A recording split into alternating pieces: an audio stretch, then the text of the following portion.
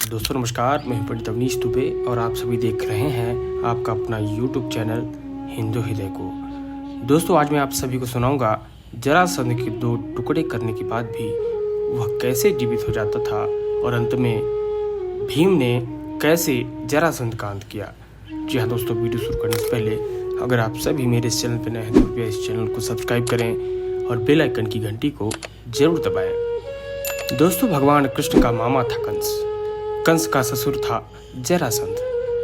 कंस के वध के बाद भगवान श्री कृष्ण को सबसे ज्यादा यदि किसी ने परेशान किया था तो वह था जरासंध। वह बृहदत्त नाम के राजा का पुत्र था।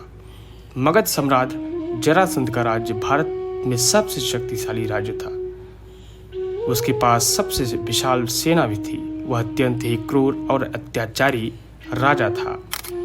हरिवंश पुराण के अनुसार उसने काशी, कौशल, चेंदी, मालवा, विदेह, अंग, वंग, कलिंग, पांड्य, शौवीर, मद्र, कश्मीर और गांधार के राजाओं को परास्त कर सभी को अपने अधीन बना लिया था।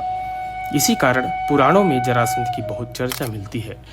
जरासंध अत्यंत क्रूर एवं साम्राज्यवादी प्रवृत्ति का शासक था। कहते हैं कि जरासंध ने अपने पराक्रम से 86 राजाओं को बंदी बना लिया था। बंदी राजाओं को उसने पहाड़ी किले में कैद कर रखा था। यह भी कहा जाता है कि जरासंध 100 राजाओं को बंदी बनाकर किसी विशेष दिन उनकी बलि देना चाहता था, जिससे कि वह चक्रवर्ती सम्राट बन सके। अब जानते हैं काल यवन कौन था। जरासंध का मित्र था काल यवन। जरासंध ने काल यवन के साथ मिलकर मथुरा पर हमला कर दिया था। तब श्री कृष्ण की युक्ति से यह तय हुआ था कि सेना आपस में नहीं लड़ेंगी, हम दोनों ही लड़कर फैसला कर लेंगे। काल यवन ने ये शर्त मान लिया क्योंकि वह जानता था कि मैं शिव के वरदान के कारण अमर हूँ। जब वह श्री कृष्ण को मारने के लिए लपका तो श्री कृष्ण मैदान छोड़कर भागने लगे। काल यवन भी उसके पीछे पीछे भागा। अंततः श्री कृष्ण एक गुफा में चले गए। जरासंध भी गुफा में घुसा, लेकिन उसने वहां एक व्यक्ति को सोए हुए देखा तो उसने समझा कि वो श्री कृष्ण ही हैं जो बहाना बनाकर सो रहे हैं। तब उसने सोए हुए व्यक्ति को लात मारकर उठाने का प्रयास किया। वह व्यक्ति मुचुकुंद था, जिसको कि कलयुग के अंत तक सोने का वरदान मिला था, और इसी बीच उसे जो भी उठाएगा वह उसकी क्रोध की अग्नि में मारा जाएगा। मुचुकुंद ने जब आंख खोली तो सामने काल यवन खड़ा था। मुचुकुंद ने जब उसकी ओर देखा तो वह भस्म हो गया। जरासंध के कई साथी राजा थे।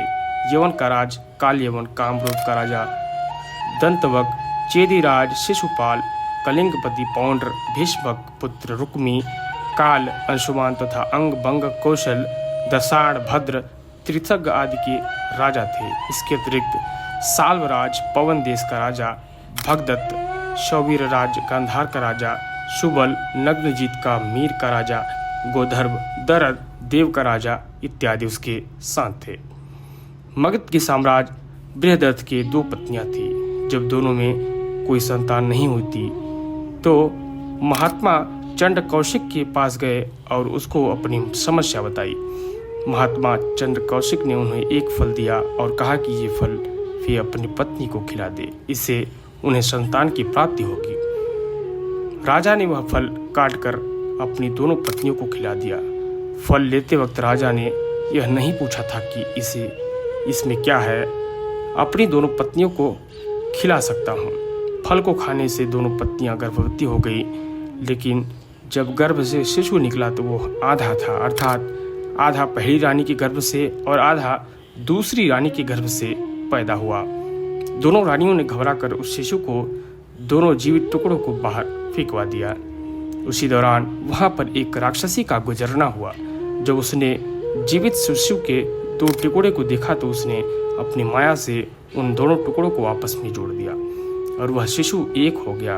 एक होते ही वह शिशु दहाड़ मार मार कर रोने लगा। उसके रोने की आवाज़ सुनकर दोनों रानियां बाहर निकली और उस बालक को राक्षसी को देखकर आश्चर्य में पड़ गई। एक ने उसे गोद में लिया। तभी राजा बृहदत्त भी वहां आ गए और उन्होंने वहां खड़ी उस राक्षसी से उसका परिचय पूछा।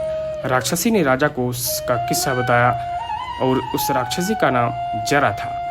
राजा बहुत खुश है और उन्होंने उस बालक का नाम जरासंध रख दिया, क्योंकि उसे जरा नाम की राक्षसी ने संधित यानी उसे जोड़ा था। जरासंध की खासियत यह थी कि वह युद्ध में मरता नहीं था। उसे अक्सर मल्ल युद्ध या द्वंद्व युद्ध लड़ने का शौक था और उसके राज्य में कई अखाड़े थे। वह कृष्ण का कट्टर शत्रु भी था। श्री कृष्ण ने जरासंध का वध करने की योजना बनाई थी। योजना के अनुसार भगवान श्री कृष्ण, भीम और अर्जुन ब्राह्मण के वेश में जरासंध के पास पहुंच गए और उसे कुश्ती के लिए ललकारा, लेकिन जरासंध समझ गया कि ये ब्राह्मण नहीं है। तब श्री कृष्ण ने अपना वास्तविक परिचय दिया। कुछ सोच समझकर अंत में जरासंध ने भीम से कुश्ती लड़ने का निश्चय किया। अखाड़े में राजा जरासंध और भीम का युद्ध कार्तिक कृष्ण प्रतिपदा के दिन 13 दिन लगातार तक चलता रहा। इन दिनों में भीम ने जरासंध को जंघा से उखाड़कर कई बार 2 टुकड़े कर दिए, लेकिन वे टुकड़े हर बार फिर से जुड़ जाते थे और वो जीवित होकर जरासंध फिर से युद्ध करने लगता था। भीम लगभग थक ही गए थे कि 14वें दिन श्री कृष्ण ने एक तिनके को बीच में से तोड़कर उसे दोनों भाग को विपरीत दिशा में फेंक दिया। भीम कृष्ण का यह इशारा समझ गए और उन्होंने वही किया। उन्होंने जरासंध को 2 फाड़ कर उसके 2 फाड़ को दूसरे फाड़ की ओर और तथा दूसरे फाड़ को पहले फाड़ की ओर फेंक दिया। इस तरह जरासंध का अंत हो गया, क्योंकि विपरीत दिशा में फेंके जाने से दोनों टुकड़े आपस में जुड़ नहीं पाए, इसलिए जरासंध का वध सुनिश्चित हो सका। जरासंध का वध होने के पश्चात श्री कृष्ण ने उसकी कैद से सभी राजाओं को स्वतंत्र कराया और कहा कि युधिष्ठिर चक्रवर्ती पद प्राप्त करने के लिए राजसूत यज्ञ करना चाहते हैं और आप लोग उनकी सहायता कीजिए। राजाओं ने श्री कृष्ण की बात मान ली और उन्होंने सभी युधिष्ठिर को अपना राजा मान लिया। अंत में जरासंध के पुत्र सहदेव को अभयदान देकर मगध का राजा बना दिया गया। जरासंध का अखाड़ा आज भी प्रसिद्ध है बिहार में। जी हाँ, बिहार के गृह राज्य राजगृह में अवस्थित है कंस का ससुर जरासंध का अखाड़ा। जरासंध बहुत बड़ा पहलवान था। मानता है कि इसी स्थान पर भगवान श्री कृष्ण के इशारे पर भीम ने उसका वध किया था। राजगृह को राजगीर कहा जाता है। रामायण के अनुसार ब्रह्मा के चौथे पुत्र वसु ने गिरिव्रज नाम से इस नगर की स्थापना की। बाद में कुरुक्षेत्र के युद्ध के पहले बृहदत्त ने इस राज्य पर अपना कब्जा जमा लिया था। बृहदत्त अपनी शूरता के लिए मशहूर था। जरासंध की गुफा आज भी मशहूर है वहाँ। जी हाँ, सोने भंडार से गुफा आज भी दबा पड़ा है जरासंध का खजाना। इस गुफा में 2 कक्ष बने हुए हैं। ये दोनों कक्ष पत्थर की एक चट्टान से बंद हैं। कक्ष संख्या 1 में माना जाता है कि यहाँ सुरक्षा कर्मी का कमरा था, जबकि दूसरे कक्ष में मान्यता है कि इसमें सम्राट बिम्बिसार का खजाना था। कहा जाता है कि अभी भी बिम्बिसार का खजाना इसी कक्ष में बंद है। किंवदंतियों के मुताबिक गुफाओं के असाधारण बनावट ही लाखों टन सोने की खजाना को सुरक्षा करती है। इन गुफाओं में छिपे खजाने तक जाने का रास्ता एक बड़े प्राचीन पत्थर के पीछे होकर गुजरता है। कुछ लोगों का मानना है कि खजाने तक पहुंचने का रास्ता वैभवगिरी पर्वत सागर से होकर सप्तपर्णी गुफाओं तक जाता है, जो सोने भंडार गुफा से दूसरी तरफ तक पहुंचता है। दोस्तों, इस वीडियो में इतना ही। अगर ये वीडियो आप सभी को पसंद आया हो तो इस वीडियो को लाइक करें, शेयर करें और कमेंट बॉक्स में अपना प्यारा सा कमेंट जरूर लिखिए। बहुत बहुत धन्यवाद।